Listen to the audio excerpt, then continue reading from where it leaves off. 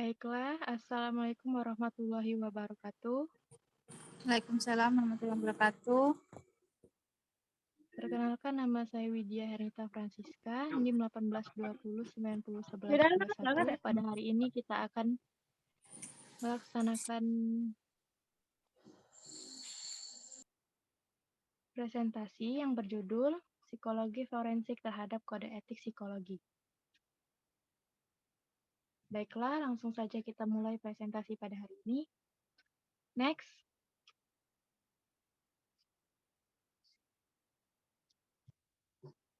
Terdapat pasal 56, yaitu mengenai hukum dan komitmen terhadap kode etik.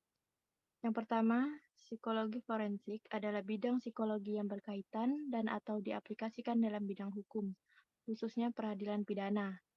Yang kedua, ilmuwan psikologi forensik melakukan kajian atau penelitian yang terkait dengan aspek-aspek psikologis manusia dalam proses hukum, khususnya peradilan pidana. Psikolog forensik adalah psikolog yang tugasnya memberikan bantuan profesional psikologi berkaitan dengan permasalahan hukum, khususnya peradilan pidana.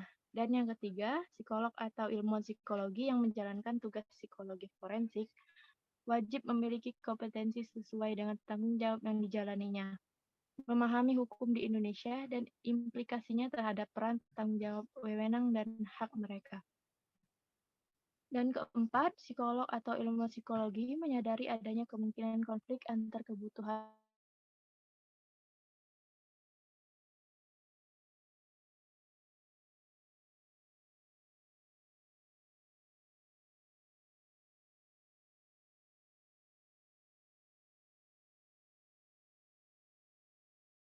berusaha menyelesaikan konflik ini dengan menunjukkan komitmen terhadap kode etik dan mengambil langkah-langkah untuk mengatasi konflik ini dalam cara-cara yang dapat diterima. Next.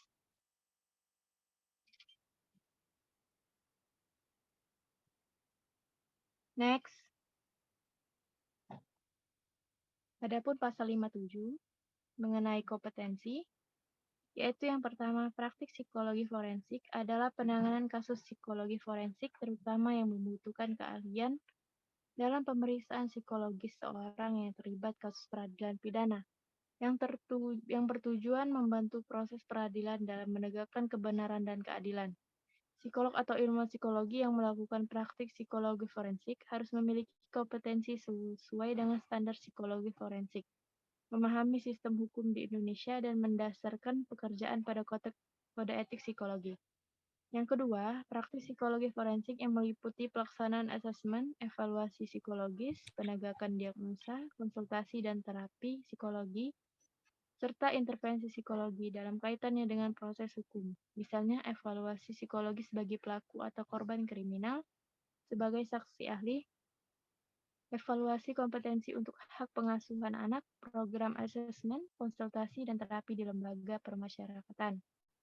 Hanya dapat dilakukan oleh psikolog, dan menjalankan tanggung jawabnya harus mendasarkan pada standar pemeriksaan psikologi yang baku, sesuai dan intervensi. Dan yang ketiga, ilmuwan psikologi forensik dalam melakukan kajian atau penelitian yang berkait dengan aspek-aspek psikologis manusia dalam proses hukum wajib memiliki pemahaman terkait dengan sistem hukum di Indonesia dan bekerja berdasarkan kode etik psikologi, terutama yang berkaitan dengan penelitian. Next.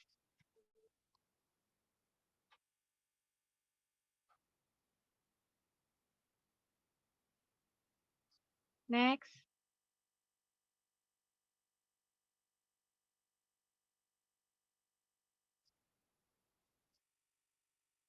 Baiklah, adapun pasal 56 mengenai tanggung jawab, wewenang, dan hak.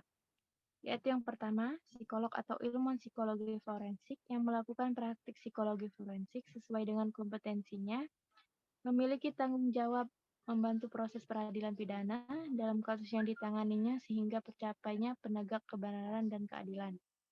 Dalam rangka menegakkan kebenaran dan keadilan, maka psikolog atau ilmuwan psikologi forensik melakukan pekerjaannya dengan berdasarkan asas profesional serta memperhatikan kode etik psikologi.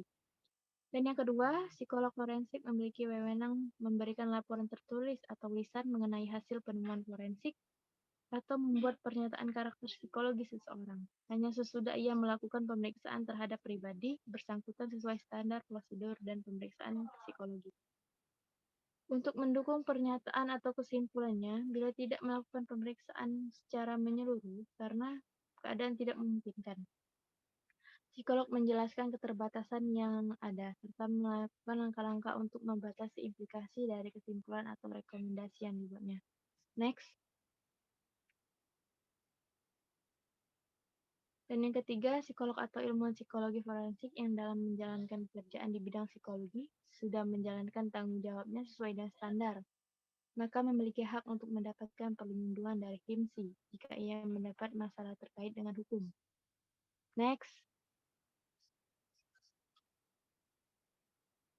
Adapun pasal 56 mengenai pernyataan sebagai saksi atau saksi ahli, yaitu yang pertama, psikolog dalam memberikan kesaksian sebagai saksi ataupun saksi ahli harus bertujuan untuk menegakkan kebenaran dan keadilan. Dan dalam menyusun hasil penemuan psikologi forensik atau membuat pernyataan dari karakter psikologi seseorang berdasarkan standar pemeriksaan psikologi. Dan yang kedua, bila kemungkinan terjadi konflik antar kebutuhan untuk menyampaikan pendapat dan keharusan mengikuti aturan hukum yang ditetapkan dalam kasus di pengadilan, psikolog berusaha menyelesaikan konflik ini dengan menunjukkan komitmen terhadap kode etik dan mengambil langkah-langkah untuk mengatasi konflik dengan cara-cara yang bisa diterima. Next.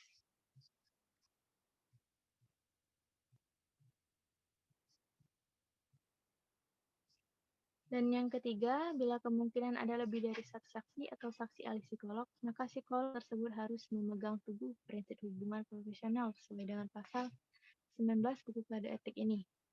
Dan yang keempat, bila harus melakukan kesaksian atau menyampaikan pendapat selaku saksi atau saksi ahli yang melakukan pemeriksaan, sejauh memang diizinkan atau hukum yang berlaku di Indonesia, psikolog atau ilmuwan psikologi harus tetap dapat bersikap profesional dalam memberikan pandangan serta menjaga atau meminimalkan terjadinya konflik antar berbagai pihak. Next. Dan adapun yang kelima, bila terdapat lebih dari satu saksi atau saksi ahli psikolog di pengadilan dan bila kemungkinan terjadi konflik antar psikolog dalam suatu dapat meminta HIMSI untuk membantu menyelesaikan masalah dengan memberikan kesempatan untuk menyelesaikan permasalahan berdasarkan standar pemeriksaan psikologi dan kaidah ilmiah psikologi.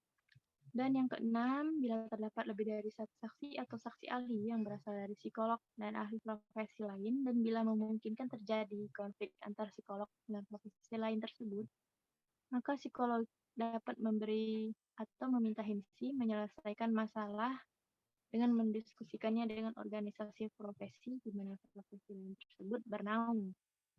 Next.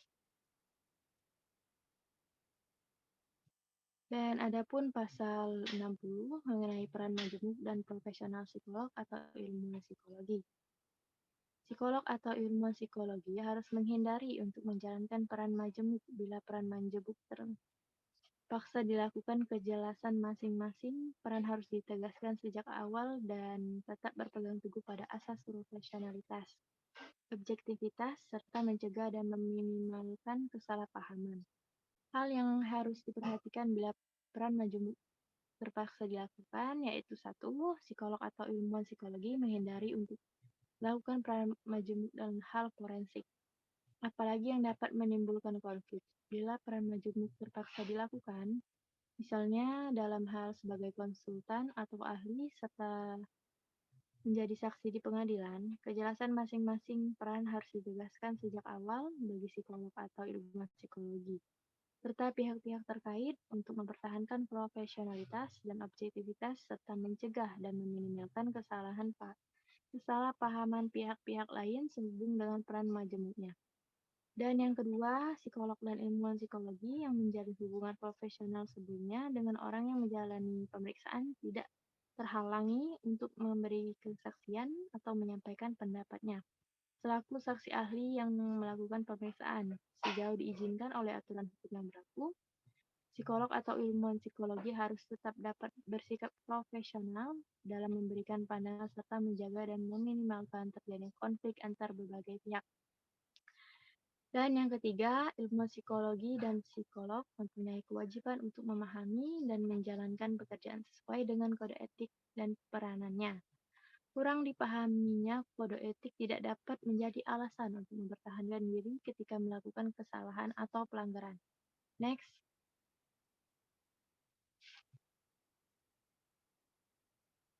Adapun pasal 61 yaitu yang terakhir mengenai pernyataan melalui media terkait dengan psikologi forensik. Psikolog atau ilmuwan psikologi yang melakukan layanan psikologi dapat memberikan pernyataan pada publik melalui media dengan mempertimbangkan hal-hal berikut. Yaitu yang pertama, hanya psikolog yang melakukan pemeriksaan psikologi terhadap kasus hukum yang ditanganinya yang dapat memberikan pernyataan di media tentang kasus tersebut. Dan yang kedua, psikolog dapat memberikan gejala yang terjadi di dalam masyarakat. Jika ia tidak melakukan pemeriksaan psikologis, maka hal ini harus dinyatakan pada media dan pernyataan yang disampaikan bersifat umum dan didasarkan pada kaidah prinsip psikologis sesuai dengan teori atau aliran yang diikuti. Pernyataan di media harus mempertimbangkan kepentingan masyarakat, hak subjek yang diperiksa seperti asas praduga tak bersalah dan pemeriksaan psikologis pelaku, atau hak untuk yang tidak untuk dipublikasikan, dan telah mempertimbangkan batasan kerahasiaan. Baiklah, jika ada yang ingin ditanyakan atau belum dimengerti, silakan ditanyakan sekarang.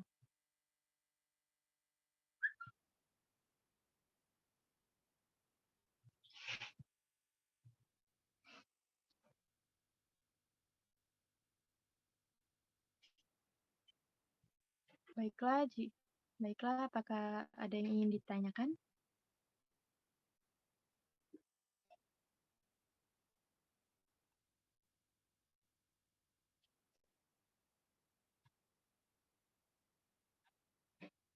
Baiklah, jika tidak ada yang ingin bertanya dan sudah mengerti mengenai presentasi saya pada hari ini, maka saya akhiri presentasi saya hari ini. Saya ucapkan terima kasih sudah mengikuti presentasi saya pada hari ini.